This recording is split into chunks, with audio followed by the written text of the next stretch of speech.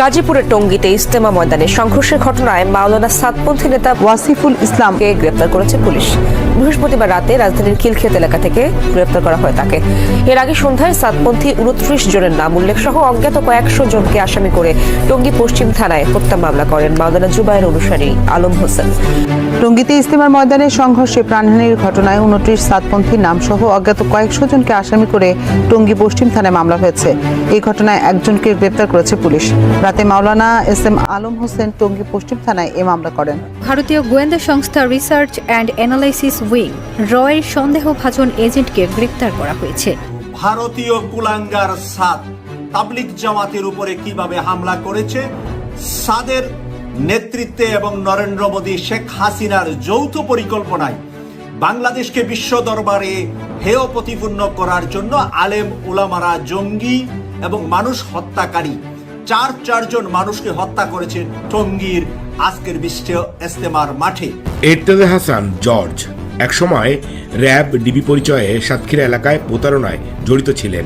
জেলও খেটেছেন সেই ইরতেজা গত 15 বছরে আওয়ামী লীগের ধর্ম বিষয়ক উপকমিটির সদস্য হয়েছে, সাতক্ষীরা জেলা আওয়ামী লীগের সহসভাপতি এবং ভোরের পাতা পত্রিকার সম্পাদক বাগিয়ে নিয়েছে সিআইপি পদ।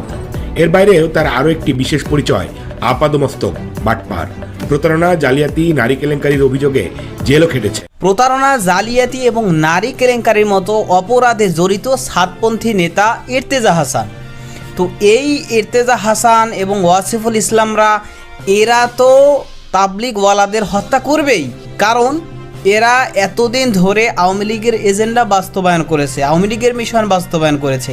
কিন্তু আওয়ামী লীগ এখন দেশ ছাড়া হওয়ায় বা ক্ষমতাচ্যুত হওয়ার পর থেকে এখন তারা ভারতীয় মিশন বাস্তবায়ন করছে এবং ভারতীয় রয়ের এজেন্ট হয়ে একজন কাজ করছে।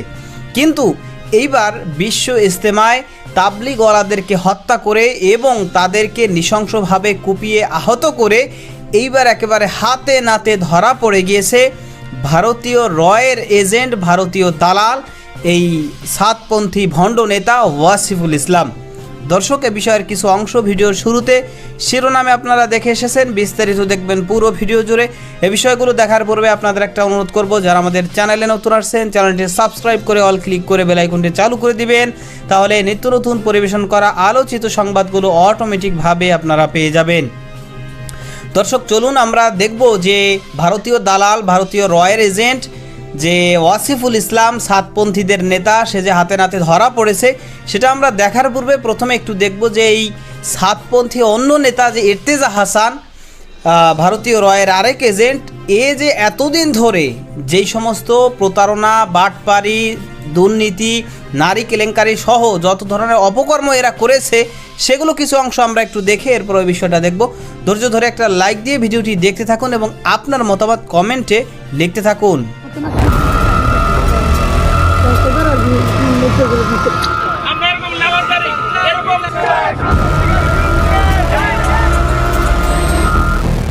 ইরতেজা হাসান জর্জ একসময় র্যাব ডিবি পরিচয়ে সাতক্ষীরা এলাকায় প্রতারণায় জড়িত ছিলেন। জেলও খেটেছেন সেই ইরতেজা গত 15 বছরে আওয়ামী লীগের ধর্ম বিষয়ক উপকমিটির সদস্য হয়েছে, সাতক্ষীরা জেলা আওয়ামী লীগের সহসভাপতি এবং ভোরের পাতা পত্রিকার সম্পাদক বাগিয়ে নিয়েছে সিআইপি পদ। এর বাইরেও তার আরও একটি বিশেষ পরিচয় আপাদমস্তক বাটপার। প্রতারণা, জালিয়াতি, নারী কেলেঙ্কারির অভিযোগে জেলও খেটেছেন। ভোরের পাতা নামে একটি পত্রিকা খুলে মানুষকে ব্ল্যাকমেইল করে অর্থ আদায় করে আসছেন ইরতেজা। আওয়ামী লীগের এই প্রভাবশালী নেতা ইরতেজার সেকেন্ড হোম মালয়েশিয়ায় কোটি কোটি টাকা বিদেশে পাচার করেছেন। প্রতারণা, জালিয়াতি, মানুষ ঠকানোর এক প্রতিষ্ঠানে পরিণত হয়েছে ইরতেজা। কাকরাইল মসজিদের অর্থ আত্মসাৎ এবং তাবলিগ জামাতের অর্থ লোপাটের অভিযোগ আছে ইরতেজার বিরুদ্ধে। 2018 সালে বিশ্ব ইজতেমার মাঠে আধিপত্য বিস্তারকে কেন্দ্র করে সাতপন্থীরা তাবলিগ জামাতের অন্য একটি অংশের উপর হামলা করে সংঘর্ষ হয়। ওই সংঘর্ষের অন্যতম মাস্টারমাইন্ড তাবলিগ জামাতের কথিত মুরব্বী ইরতেজা। বহু বিয়ে করা ইরতেজা ফ্ল্যাট ভাড়া নিয়েছিলেন সঙ্গীত শিল্পী ইভা রহমানের কাছ থেকে। কৌশলে সেই ফ্ল্যাট এবং ইভা রহমানের গাড়ি দখল করে নেন। আওয়ামী লীগ পতনের আগে ইভা রহমান মুখ না খুললেও পরে ইভা রহমান জানিয়েছেন তার ভবনের একটি ফ্লোর, প্রাডো গাড়ি এবং সঞ্চয়পত্রের টাকা হাতিয়ে নেয় ইরতেজা। প্রভাবশালীদের নাম ভাঙিয়ে ভয় দেখিয়েছেন ইভা রহমানকে। দেশে বিদেশে শত শত কোটি টাকার মালিক এর্তেজা এবং তার পরিবারের সদস্যরা। প্রতারণা, জালিয়াতি, ব্ল্যাকমেইলিং, মানুষ ঠকানোর কারিগর এর্তেজা তার আয়কর নথিতে বিপুল পরিমাণ সম্পাদিত তথ্য গোপন করেছেন।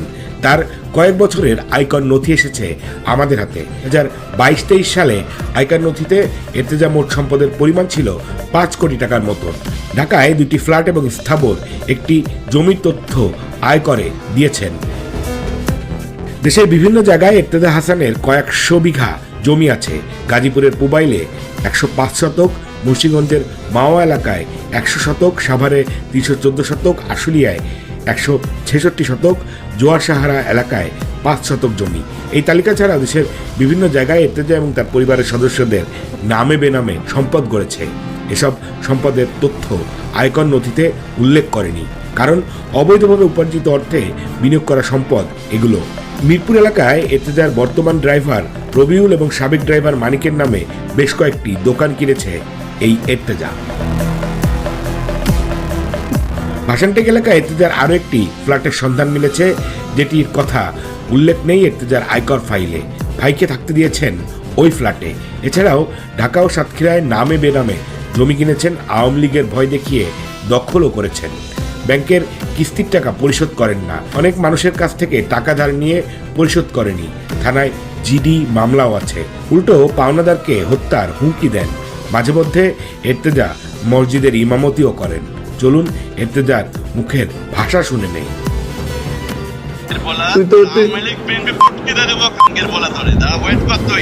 কি করবি? বাচ্চা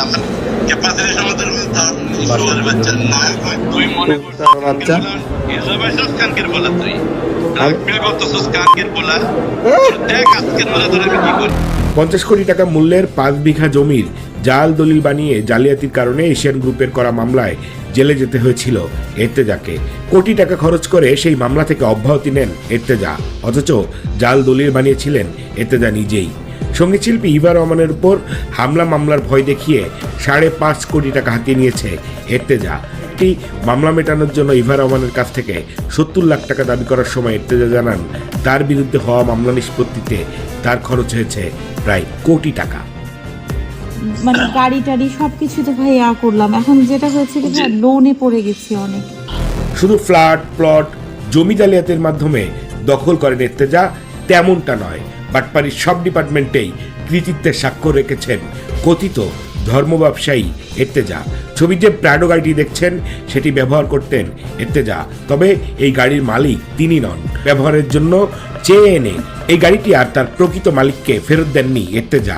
নিজে মালিক না হয়েও গাড়িটি পরে বিক্রি করে দিয়েছিলেন। সেই বিক্রির চুক্তিনামাও করাপশন মিডিয়া সংগ্রহ করেছে। পত্রিকায় ভুয়া আবাসন কোম্পানির নাম দিয়ে বিজ্ঞাপন দিয়েছিলেন এর্তেজা। এই বিজ্ঞাপন দেখে এর্তেজার কথিত রূপান্তর হাউজিংয়ে 2,23,000 টাকা দেন সিএনজি চালক জসিম। পরে এর্তেজার বাটপারি বুঝতে পেরে অর্থ ফেরত চাইলেও 1 যুগেরও বেশি সময়ে সম্পূর্ণ অর্থ পরিশোধ করেননি এর্তেজা। এর্তেজা আওয়ামী লীগের দাপুটে নেতা ছিলেন। ছেলে জার্জিস বিন এর্তেজাকে ঢাকা মহানগর দক্ষিণ ছাত্রলীগের সহসম্পাদক বানিয়েছিলেন। গত রমজান মাসে গভীর রাতে মদ্যপ অবস্থায় বন্ধুদের নিয়ে বেপরোয়া গাড়ি চালাচ্ছিলেন এর্তেজার পুত্র জার্জিস। দুর্ঘটনায় পড়ে জার্জিসের বন্ধু ঘটনাস্থলে মারা যায়, কিন্তু খিলক্ষেত থানা এর্তেজার ছেলের নামে কোনো মামলা রুজু করেনি। নিহত পরিবার মামলা করার চেষ্টা করলেও এর্তেজা টাকা খরচ করে সবকিছু ম্যানেজ করে নেয়। এর্তেজার ছেলে জার্জিসের কোনো ড্রাইভিং লাইসেন্স ছিল না এবং এর্তেজা টাকা খরচ করে মিথ্যা মেডিকেল রিপোর্টও প্রস্তুত করে এই অপমৃত্যুর মামলা থেকে ছেলেকে বাঁচাতে। মানুষের সামনে ধর্মীয় লেবাস পরে থাকা এর্তেজা নারী প্রীতিও কম না। 4-5 জন বউ ছাড়াও আছে ধর্মবউ এবং বান্ধবী। প্রতি শুক্র ও শনিবার এর্তেজা যৌন উত্তেজক ওষুধ সেবন করেন, যেটিকে তিনি নাম দিয়েছেন ঠান্ডার ট্যাবলেট। তাকে এই ট্যাবলেট এনে দেন তার ড্রাইভার রবিউল। এর্তেজার অফিস রুমে কয়েকটি ট্যাবলেটের ছবিও আমাদের হাতে এসেছে। এসব ঠান্ডার ওষুধ খেয়েই তিনি নারীদের সাথে ঘনিষ্ঠ হন। ঘনিষ্ঠ মুহূর্তের ভিডিও নিজেই মোবাইলে ধারণ করে রাখেন। কথিত স্বৈরাচার হাসিনার সরকারের পতনের পর ইর্তেজা আত্মগোপনে রয়েছে।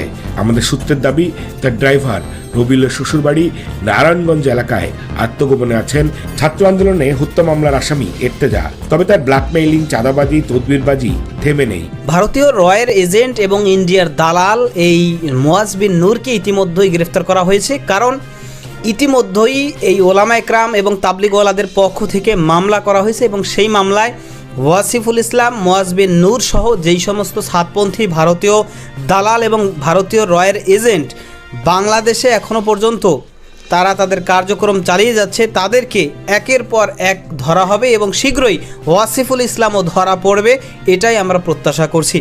কারণ আপনারা জানেন যে এই যে দ্বন্দ্ব এবং এই যে তাদের যে অমানবিক কার্যক্রম, এটা আজকাল থেকে না, অনেক দিন ধরেই কিন্তু এরা চালিয়ে যাচ্ছে। এবং এই যে গ্রুপ যারা রয়েছে আওয়ামী লীগপন্থী, এরা কিন্তু এতদিন যেহেতু আওয়ামী লীগ ক্ষমতা ছিল, সেই অবস্থায় আওয়ামী লীগের ছত্রছায়ায় মূলত তারা এই তাদের কার্যক্রম করত এবং ভারতীয় রয়ের যেই মিশন সেগুলো তারা এখানে বাস্তবায়ন করত। এবং এখন আওয়ামী লীগ সরকার ক্ষমতাচ্যুত হওয়ার পরেও তারা এই ভারতীয় মিশন নিয়ে মূলত তারা বাংলাদেশে কাজ করছে। কারণ ভারতীয়রা তারা ভারতের পক্ষ থেকে বিভিন্নভাবে দেশের বাহির থেকে কিন্তু তারা ষড়যন্ত্র করেছে, এতদিন ধরে আমাদের বিরুদ্ধে ষড়যন্ত্র করেছে, উস্কানি দিয়েছে, কিন্তু তারা দেখেছে যে বাংলাদেশের ইসলামপ্রিয় দেশপ্রেমিক জনগণ তাদের উস্কানিতে তাদের ষড়যন্ত্রে বিন্দুমাত্র পা দিচ্ছে না। সে কারণেই কিন্তু এই তারা এই ভারতের রয়ের দালালদেরকে দিয়ে এখন চাচ্ছে যে বাংলাদেশে ইসলামকে ব্যবহার করে সাম্প্রদায়িক এক বিশাল দাঙ্গা বাজিয়ে দিয়ে বাংলাদেশকে ভয়ঙ্কর এক বিপদের মুখে ঠেলে দিতে। তার অংশ হিসাবেই কিন্তু এই যে গত কয়েকদিন আগে বিশ্ব ইজতেমাকে কেন্দ্র করে সেখানে তাবলিগওয়ালারা, ওলামা একরাম তারা সেখানে অবস্থান নিয়েছিল। গভীর রাতের শেষ অংশে এই সমস্ত সন্ত্রাসী, সাতপন্থী, ভণ্ড এবং এই সমস্ত ভারতীয় রয়ের এজেন্ট এবং দালাল এরা এসে এরপরে লাঠি, সোটা, অস্ত্রশস্ত্র বিভিন্ন কিছু নিয়ে সেই মাঠে সরাসরি হামলা করে মাঠের যে ব্যারিকেডগুলো ছিল বা বেড়া, এগুলো ভেঙে চুরমার করে এরপরে সেখানের তাবলিগওয়ালা এবং আলেমদেরকে তারা নৃশংসভাবে কুপিয়ে তারা হত্যা করেছে এবং শত শত হাজার হাজার মানুষকে তারা আহত করেছে। একজন তাবলিগওয়ালা তিনি একেবারে খুব মারাত্মকভাবে তিনি আহত হয়েছেন, তার মাথায় একাধিক কোপ দিয়েছে এবং তার একেবারে মুখমণ্ডলের উপরেও তারা কুপিয়েছে। তো সেই তাবলিগওয়ালা তিনি বলতেছেন যে আমি তাদেরকে যখন দেখলাম যে তারা আসছে এবং তারা হামলা করছে, তো তাদেরকে দেখে আমি মাঠ ছেড়ে আমি চলে যেতে চাইলাম এবং তাদেরকে বললাম যে আমরা মাঠ ছেড়ে চলে যাচ্ছি, কিন্তু এরপরেও তারা আমাদেরকে ধরে একের পর এক মারধর করলো এবং আমাদেরকে কুপিয়ে এইভাবে জখম করলো। এবং পরিশেষে সেই ব্যক্তি বলল যে আমি পরবর্তীতে সেখানে একটা টিনের বেড়া তারা ভেঙে ফেলেছে, সেই টিনের নিচে আমি লুকাইলাম, লুকানোর পরেও তারা আমাকে খুঁজতেছে যে আমি কোথায় লুকালাম।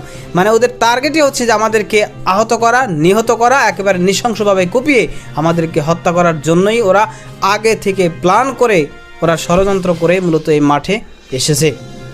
তো তাহলে যদি তারা আসলেই একজন তাবলিগওয়ালা হতো, ইসলাম প্রিয় মানুষ হতো, দেশপ্রেমিক মানুষ হতো, তাহলে কখনোই এরকম তাবলিগওয়ালাদের, আলেমদেরকে কুপিয়ে, নৃশংসভাবে কুপিয়ে তাদেরকে আহত করতো না এবং তাদেরকে নিহত করতো না, তাদেরকে হত্যা করতো না। তারা এরকম খুনিদের মতো কাজ কখনোই করতো না, কিন্তু তারা এই কাজ করেছে। এর বিষয়টা একেবারে জলজ্যান্ত স্পষ্ট যে তারা কোনো তাবলিগওয়ালারা নয়, তারা সন্ত্রাসী, সাতপন্থী, ভণ্ড এবং ভারতীয় দালাল।